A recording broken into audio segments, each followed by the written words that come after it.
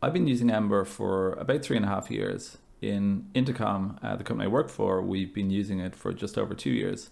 In that time, we've gone from 15 engineers to over 100, yet we remain super productive with the framework.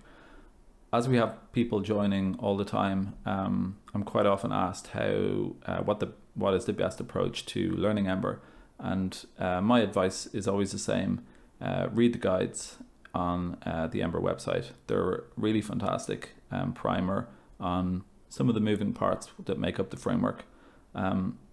There is quite a lot there. Ember is a relatively large framework, so you don't necessarily need to absorb everything on first pass, but by reading through it, it will give you the broad strokes, a landscape for you to understand the moving parts within Ember. And I think with that primer, then going and building something and coming back to refer to the guides, that is a fantastic way to actually learn the framework. So I thought I would do a series of short videos going through the guides, actually walking through the examples step by step, and that this can serve as a companion to the text of the guides. So I think I'll do a video per section, getting started, the object model, routing, templates, etc. And I expect that I'll release one of these every couple of days over the next couple of weeks. So guides and tutorials, this is straight from the homepage. If you follow the link to guides, welcome to the Ember guides. This documentation will take you from total beginner to Ember expert. On the left side of each page in the guides is a table of contents organized into sections that can be expanded to show the topics that they cover. Like that. Both the sections and the topics within each section are ordered from the most basic to the more advanced concepts. The guides are intended to contain practical explanations of how to build Ember apps, focusing on the most widely used features of Ember for comprehensive documentation of every Ember feature and API. See the Ember API documentation, which is here. So both the guides and the API, these are probably the two things that I refer to most on a daily basis as I'm building our Ember application. The guides begin with an explanation of how to get started with Ember, followed by a tutorial on how to build your first Ember app. So that's the content that I'll cover in this video here. If you're brand new to Ember, we recommend you start off by following along with these first two sections of the guides. There are some assumptions here. To make the most out of the guides, you should have a working knowledge of HTML, CSS, and JavaScript, promises, ES 2015 modules, and syntax. And if you're not familiar with any of those, there are links to there are links to more information for all of those. Also, the guides themselves are stored in a GitHub repository. There is both an edit link at the top, and that will actually bring you to the repository. So if we saw a spelling mistake, for example, we could link directly here and make a change. There is also a Slack group which you can join following that link there, which will bring you to the Ember community Slack.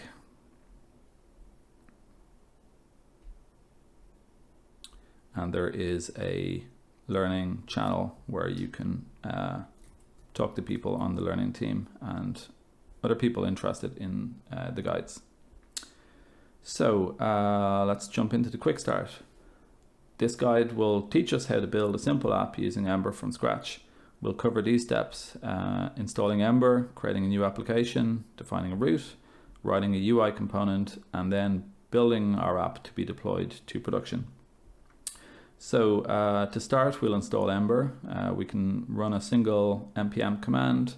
We type this into the terminal: npm install -g for the global flag to install it globally, and Ember CLI is the name of the module, and we're going to pin it to version 2.5, which is the latest version currently. So npm install -g for global Ember.CLI, and pin it to 2.5.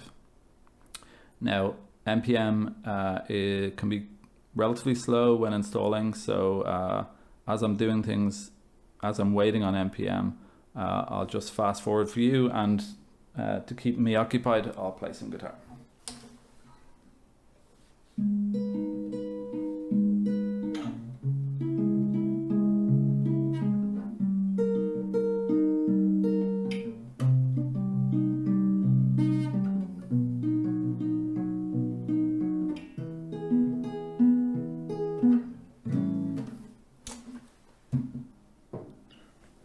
Okay, so create a new application.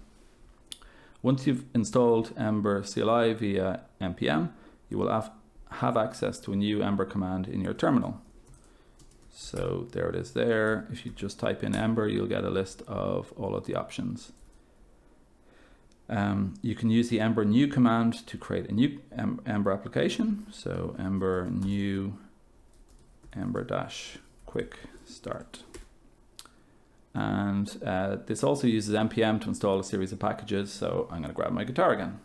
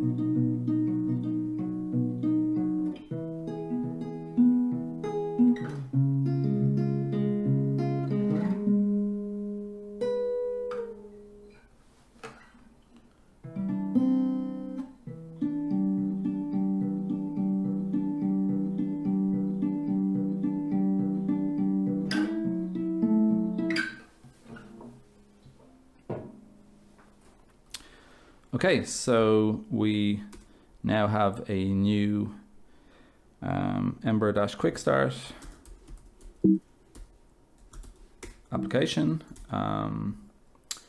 This one command will create a new directory and set up a new Ember application inside of it. Out of the box, our application will include a development server, template compilation, JavaScript and CSS minification, and ES 2015 features via Babel. By providing everything you need to build production-ready web applications in an integrated package, Ember makes starting new projects a breeze.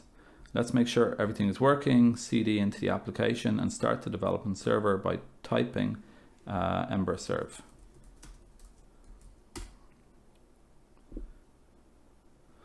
Okay, so you can see now that it is serving on localhost port 4200. I also see that it took about 8 seconds to build. That's just because it was the first build. The second build, if I run it again, should be quicker. Should only take a couple of seconds. 1.2. After a few seconds, we'll see output like this. To stop the server at any time, type Control-C in your terminal, which will do that. Open localhost in your browser. You should see a page that says welcome to Ember and not much else. So let's do that.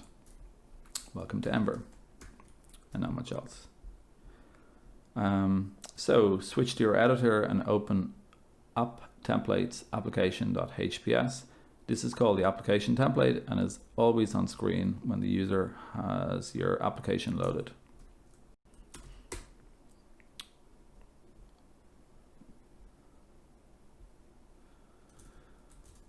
Okay, so switch to our editor and open up app templates application.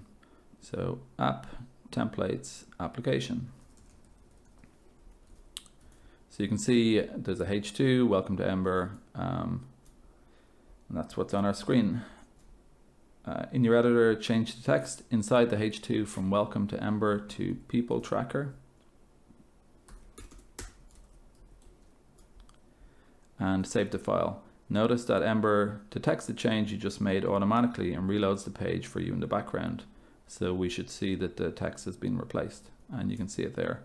I'll make another change and jump here, and you can see that it actually detects the change and rebuilds the part of the application that's changed. So it's very quick. So if I switch into the browser, you should see that it's so quick that it's already reloaded it there. Okay, so the first thing we'll do is define a route. Let's build an application that shows a list of scientists. To do that, the first step is to create a route. For now, you can think of routes as being the different pages that make up your app. Ember comes with generators that automate the boilerplate code for common tasks. To generate a route, type this in your terminal, Ember generate route scientists. So let's do that. Ember generate route scientists. And you can see it's created a number of files here. Just like this, Ember is saying that we have created a template to be displayed when the user visits scientists. So this is the template here. A route object that fetches the model used by that template. And actually I'll show you them in here. So there's the scientists template. There is a route has been defined here in the router, which defines the structure of our application and the routes. Here's the actual route, so this is where we'll load our model data. And a unit test has been created as well, so that will be down in tests, units, routes, scientist test. So we can run that by going to localhost 4200/tests. And we'll come back to tests a little later. So open the newly created template and add the following HTML. So templates, scientists. In our browser, open up /scientists. You should see the H2 has been put in. You should see the H2 that we put in. Okay, that's the scientists.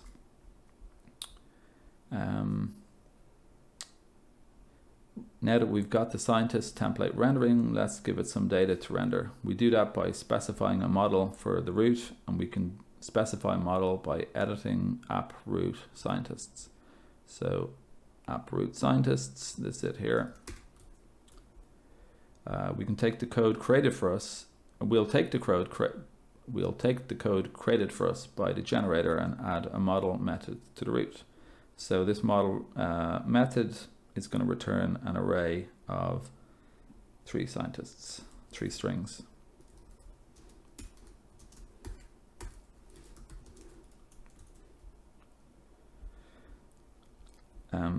This code example uses the latest features in JavaScript, some of which may not be familiar to you. Learn more with this overview of the newest JavaScript features. So this is JavaScript ES6 or 2015.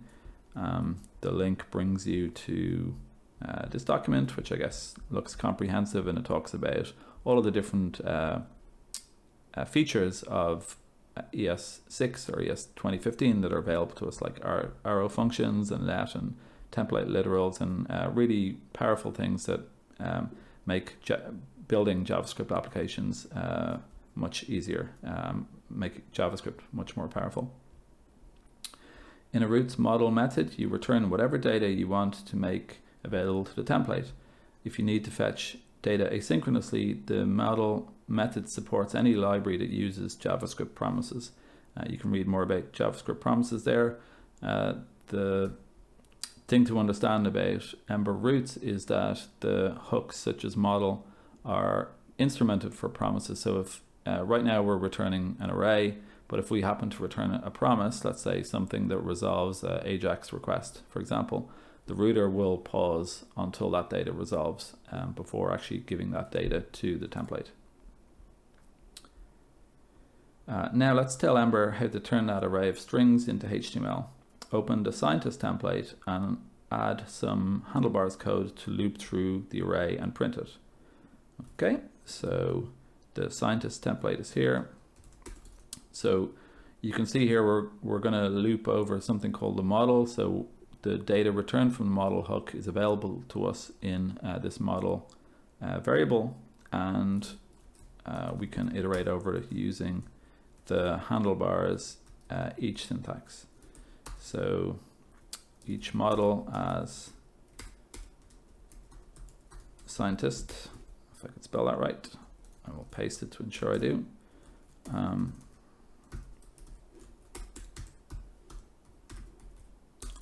So for each scientist, we want to put in an item with the actual name of the scientist.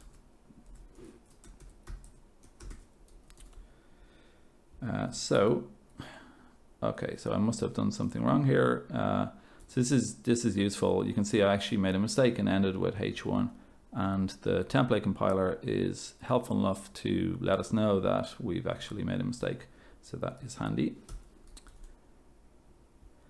So you can see it's actually rendering the data correctly now. Here we used each helper to loop over each item in the array we provide from the model hook, and we print it inside an li element. So as your application grows and you notice you're sharing UI elements between multiple pages or using them multiple times on the same page, Ember makes it easy to refactor your templates into reusable components. Let's create a people list component that we can use in multiple places to show a list of people. So there's a generator for this, Ember generate component people list. So let's do that.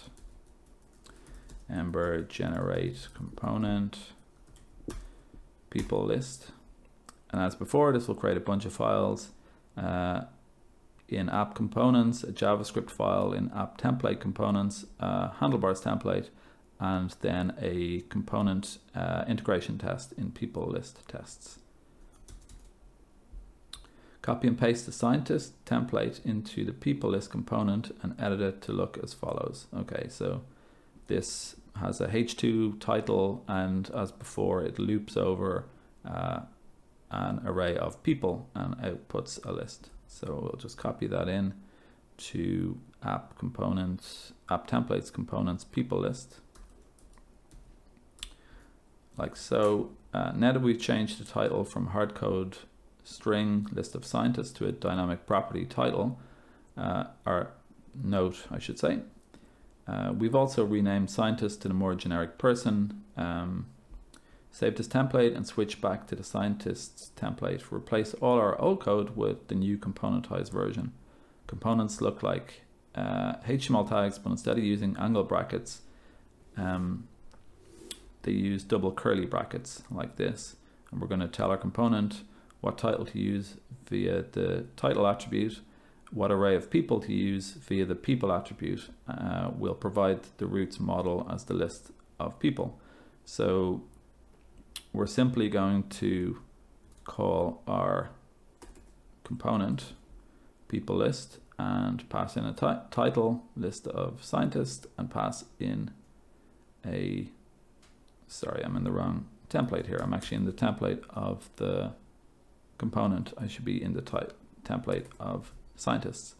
So we're passing in the title and we're passing in the model as people. So if I save that, we should actually see it's the exact same as it was before, but this is a component.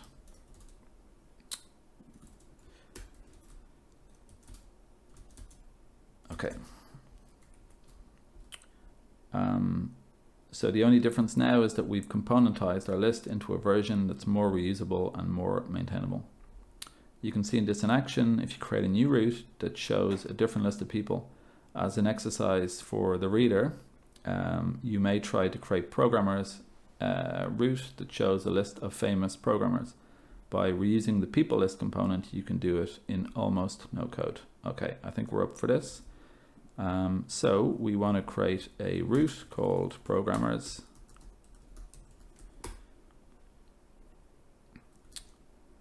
and in our root, we want to return some data. So just like we did with scientist, we'll have a model hook. We'll pass in some programmers. I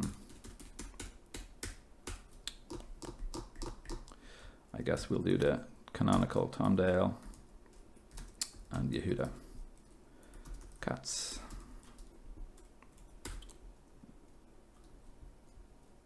So in our programmers template, we'll reuse the component. So let's just check that the root is actually working. Okay.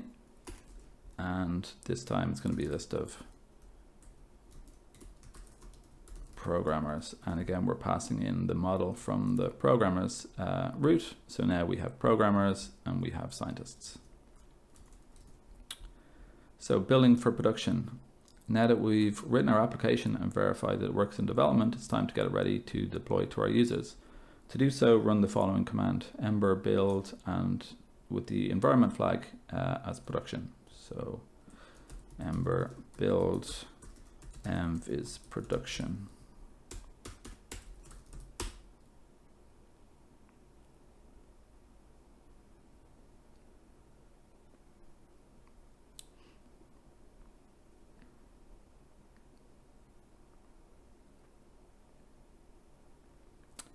Okay, so it's created some JavaScript, some CSS for both our app and also some vendor JavaScript and CSS. You can see that we actually don't have any CSS yet, so it's 0 bytes. In this case, we told Ember to build for production via the M flag. This creates an optimized bundle that's ready to upload to your web host. Once the build finishes, you'll find all of the concatenated and minified assets in your application's dist directory.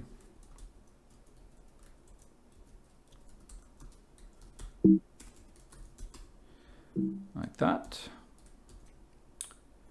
The Ember community values collaboration and building common tools that everyone relies on. If you're interested in deploying your app to production in a fast way, check out the Ember CLI deploy add-on, which is actually a 404, which gives us a chance to update the docs. So let's figure out where this is meant to go. Ember CLI deploy.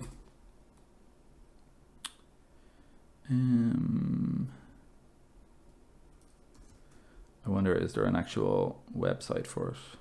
Maybe like that. Okay.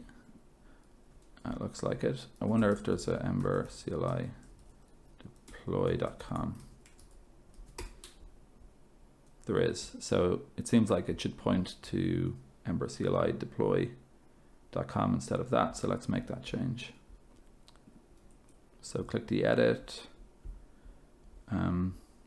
This is such a simple change. We'll make it directly using this tool. We could obviously open up a pull request using Git. So this should be http emberdeploy.com, like that. Fix link to emberdeploy.com.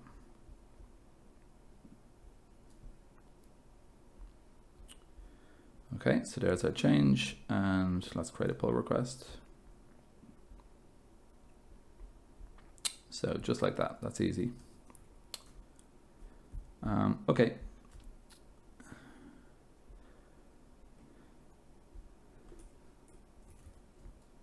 Okay, so installing Ember.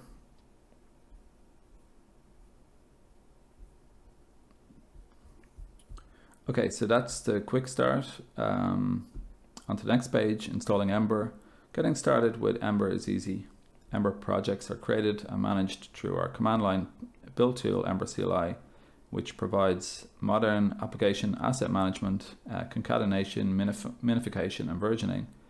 Generators to help create components, routes, and more, as we saw. A conventional project layout, making it existing Ember applications easy to approach. So we can see this here, although this is a brand new application, and the application that I'm most familiar with, the one I work on in Intercom, it was built 2 years ago. The structure is very familiar. Every Ember application that I've worked on has this exact structure, so you immediately feel at home, and that's a very powerful thing. Support for ES 2015 JavaScript via the Babel project. This includes support for JavaScript modules, which are used throughout this guide. We can probably see that here. These are imports using ES6 modules.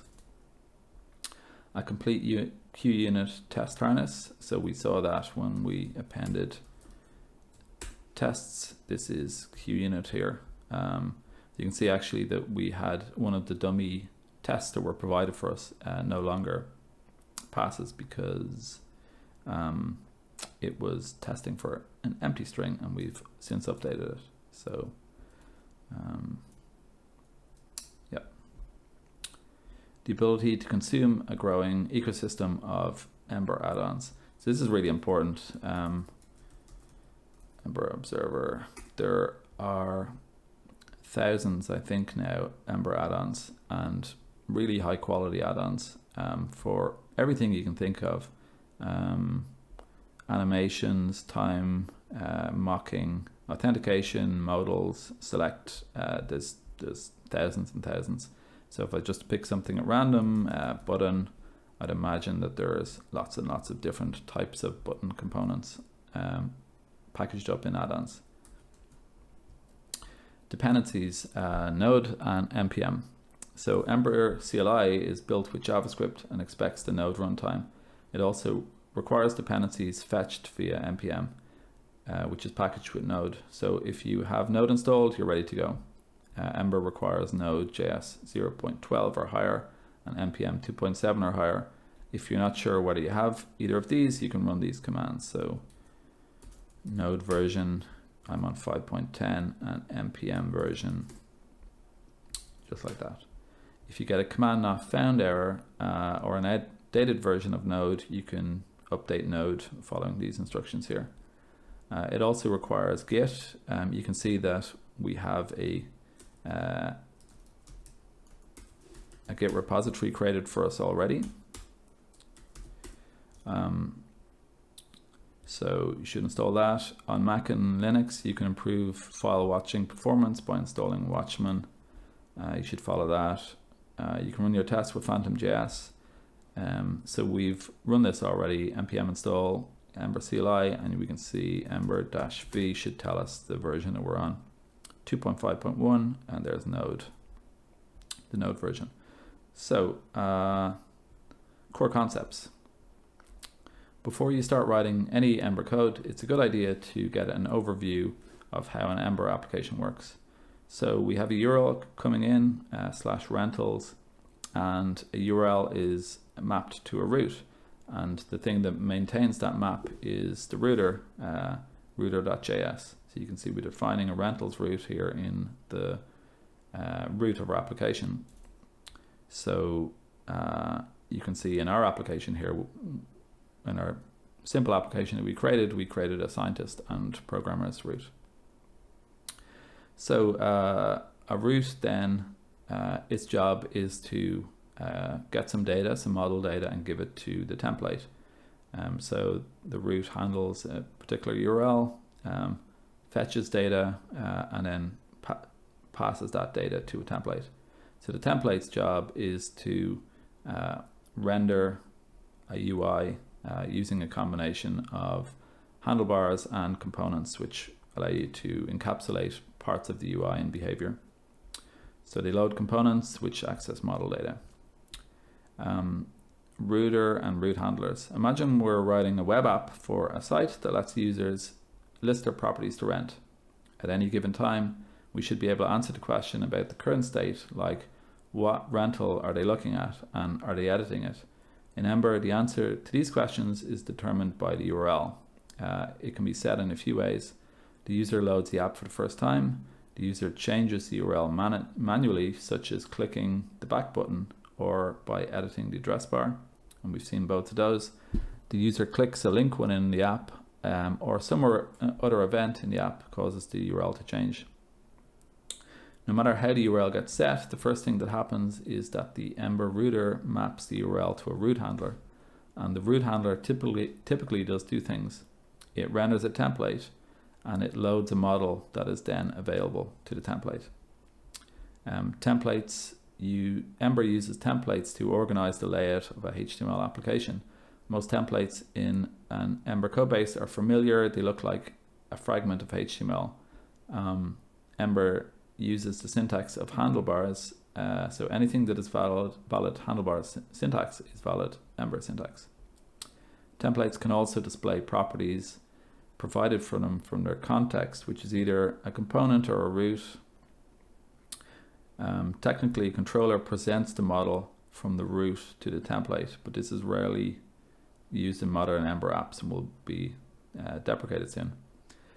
So all that's saying is that the dynamic portions of a handlebars template, if it's in a root template, it will get its data from the model that's passed in.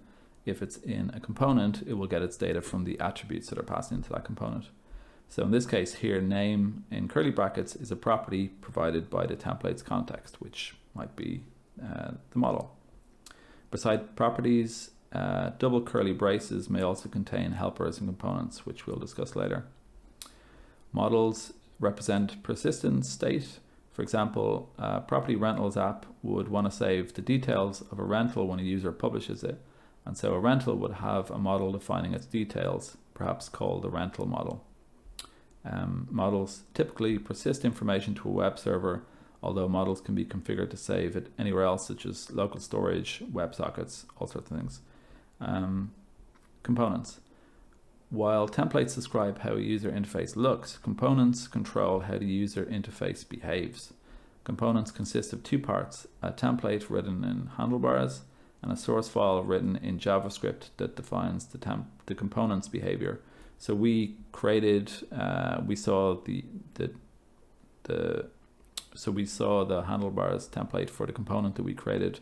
There's also a JavaScript file which we haven't yet used, but we'll soon in a future video talk about components in more detail. The rental title, for example, our property rental app might have a component for displaying all the rentals called all rentals, and another component for displaying an individual rental called rental tile. The rental tile component might define a behavior that lets the user hide and show the image property of the rental. So let's see the core concepts in action by building a property rental application in the next lesson. So this is the tutorial which I'll cover in the next video. Thanks.